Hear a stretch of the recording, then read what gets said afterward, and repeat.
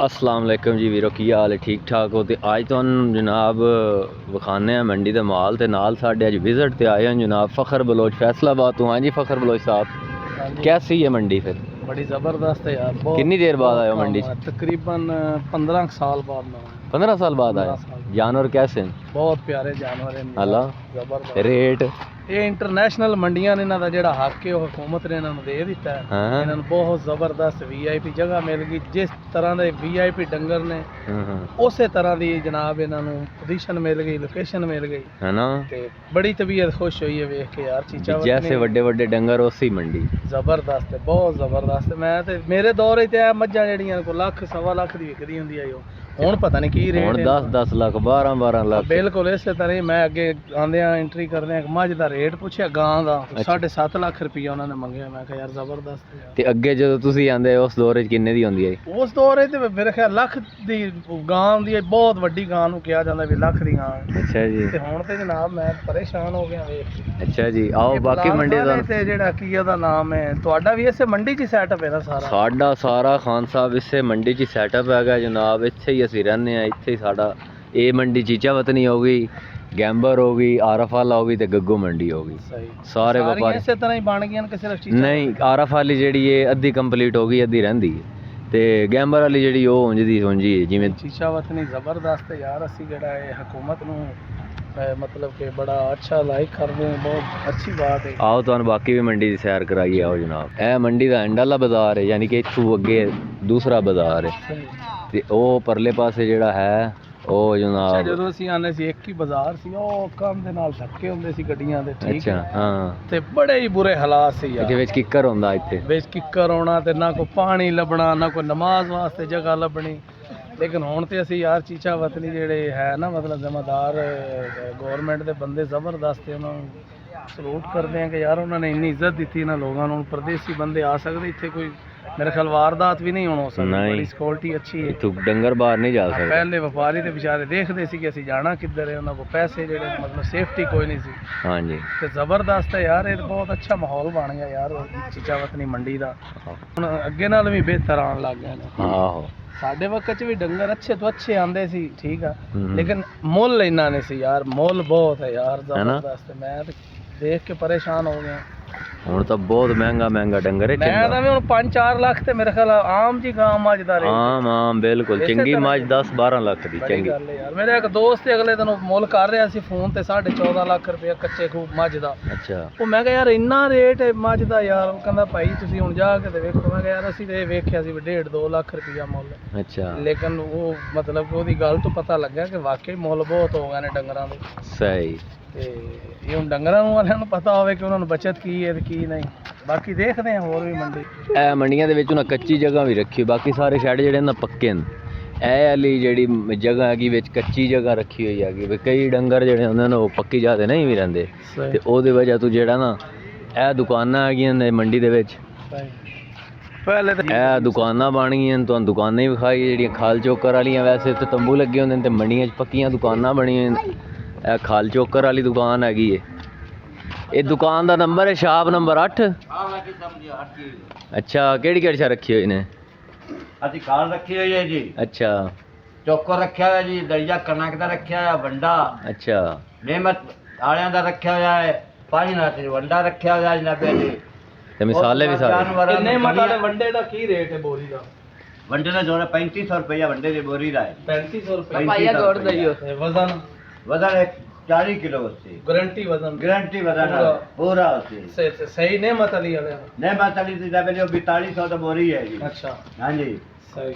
ਉਹਦਾ 4200 ਰੁਪਇਆ 40 ਕਿਲੋ ਵਜ਼ਨ ਅਸੀਂ ਉਹਦਾ ਵੀ ਸਹੀ। ਇਹ ਸਾਰੇ ਮਸਾਲੇ ਰੱਖੇ ਆ ਮਿਸਾਲੇ ਨੇ ਜਾਨਵਰਾਂ ਦੇ ਜਿੰਦੇ ਨਾਲ ਜਾਨਵਰ मेडिसिन ਨਾਲ ਜ਼ਿਆਦਾ ਅਸਰ ਕਰਤਾ ਹੈ। अच्छा। ਇਹ ਕੁਦਰਤੀ ਬੂਟੀਆਂ ਨੇ ਲੈਵਲ ਇਹ ਜਾਨਵਰ ਅਜਾਤ ਖੁਰਾਕ ਅਸਲ ਚੀਜ਼ ਇਹ ਹੀ ਹੁੰਦੀ ਜਿਹੜੀ ਜਾਨਵਰ ਨੂੰ ਬਣਾਉਂਦੀ ਹੈ। अच्छा अच्छा। ਦੂਸਰੀਆਂ ਚੀਜ਼ਾਂ ਨਾਲ ਨਹੀਂ ਬਣਦੀਆਂ। ਜਾਨਵਰ ਜਿਹੜੀਆਂ ਮੈਡੀਕਲ ਉਹਦੇ ਨਾਲ ਨਹੀਂ ਬਣਦੀ ਜਿਤਨੇ ਜਾਨਵਰ ਨੂੰ ਇਹ ਰਿਆਤ ਇਹ ਕੰਮ ਦੇ ਦੀ। सही।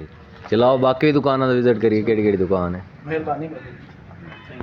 ਅੱਗੇ ਦੁਕਾਨਾਂ ਆਉਂਦੀਆਂ ਨੇ ਯਾਨੀ ਕਿ ਤੰਬੂ ਲੱਗੇ ਹੋਏ ਹੁੰਦੇ ਆ ਤੇ ਛੋਟੇ ਛੋਟੇ ਤੰਬੂ ਹੁੰਦੇ ਆਂ ਤੇ ਉਹਨਾਂ ਦੇ ਹਾਂ ਮੰਡੀਆਂ ਦੇ ਪੱਕੀਆਂ ਪੱਕੇ। ਹਾਂ ਤੇ ਉਹ ਮਤਲਬ ਉਹ ਕੋਈ ਪਤਾ ਹੀ ਨਹੀਂ ਸੀ ਹੁੰਦਾ ਜਨਾਬ ਕੋਈ ਵਪਾਰੀ ਕੌਣ ਹੈ ਤੇ ਡਰਾਈਵਰ ਕੌਣ ਹੈ ਗੱਡੀ ਵਾਲਾ।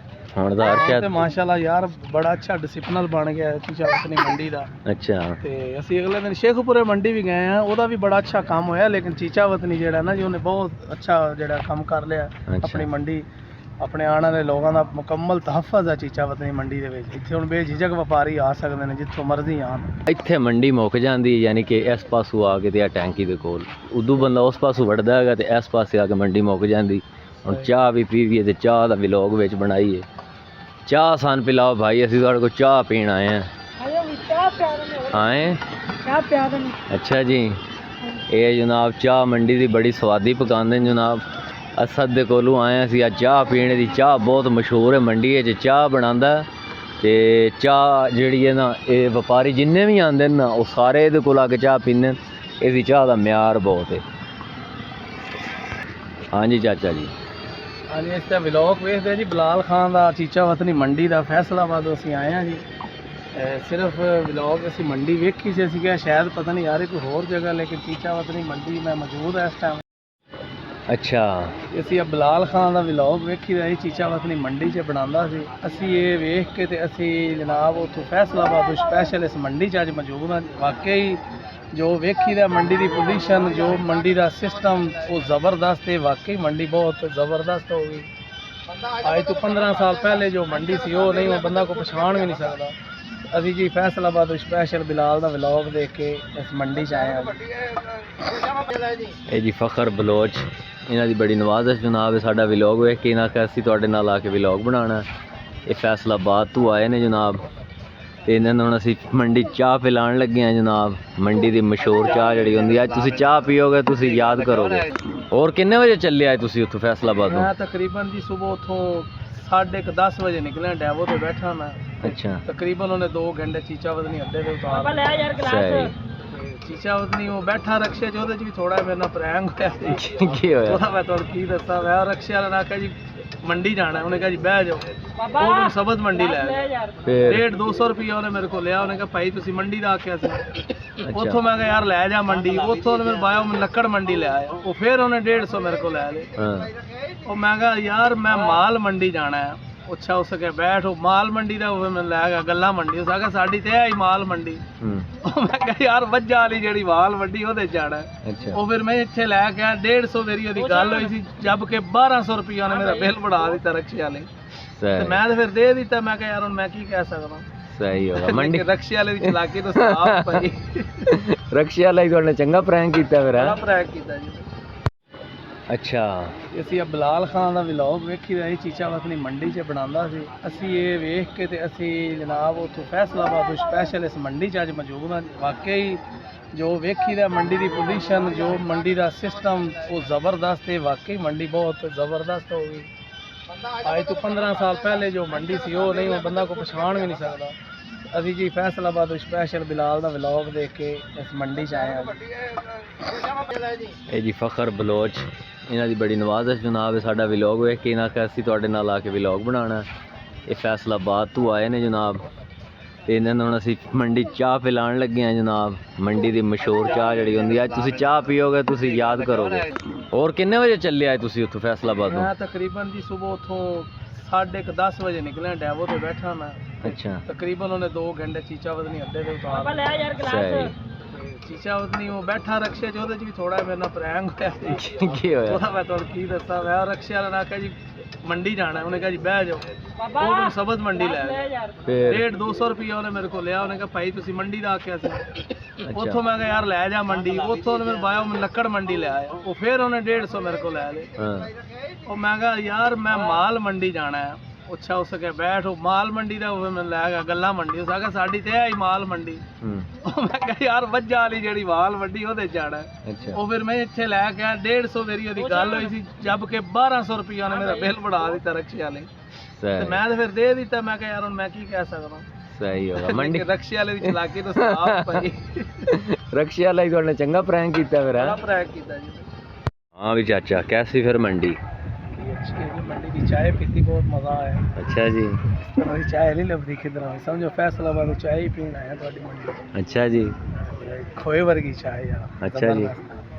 बलाल खां तेरी हर शय जबरदस्त है, मैं ला लिया तेरा साथ। अच्छा जी। बहुत पसंद आया मुझे यार। ਅੱਗੇ ਵੀ ਆਈਦਾ ਇੱਥੇ, ਲੇਕਿਨ ਉਸਤਾਦ ਜੀ ਮੈਂ ਤੇ ਬਹੁਤ ਦੇਖ ਕੇ ਖੁਸ਼ ਹਾਂ, ਤਬੀਅਤ ਰਾਜ਼ੀ ਹੋ।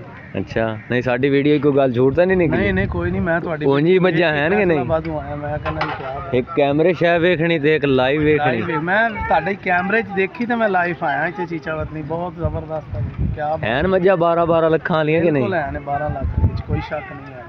ਇੱਕ ਮੱਝ ਮੈਂ ਤੁਹਾਨੂੰ ਵਿਖਾਈ ਨਹੀਂ, ਹੁਣ ਚੋਈ ਖਲੋਤੀ ਮੈਂ ਤਾਂ ਨਹੀਂ ਵਿਖਾਈ। ਬੱਚਾ ਵੀ ਹੁੰਦਾ ਹੈ ਵਿੱਚ ਇਹਨੇ। ਉਹ ਮੱਝ ਚੋਈ ਖਲੋਤੀ ਉਹ ਮੈਂ ਤੁਹਾਨੂੰ ਤਾਂ ਨਹੀਂ ਵਿਖਾਈ, ਉਹ ਮੈਂ ਤੁਹਾਨੂੰ ਕੱਲ ਵਿਖਾਸਾਂ ਜਦੋਂ ਪੂਰੇ ਜੋਬੇ ਨੇ ਖਲੋਤੀ ਸੀ। ਉਹਦਾ ਭਲਾ ਕਿੰਨਾ ਰੇਟ ਹੈ? 25 ਲੱਖ। ਕਿਆ ਬਾਤ। ਉਹਦੇ ਥੱਲੇ 25 ਲੀਟਰ ਦੀ ਗਰੰਟੀ ਹੈ, ਚੋ ਕੇ। ਚਲੋ ਵੀ ਦੇਖੋ।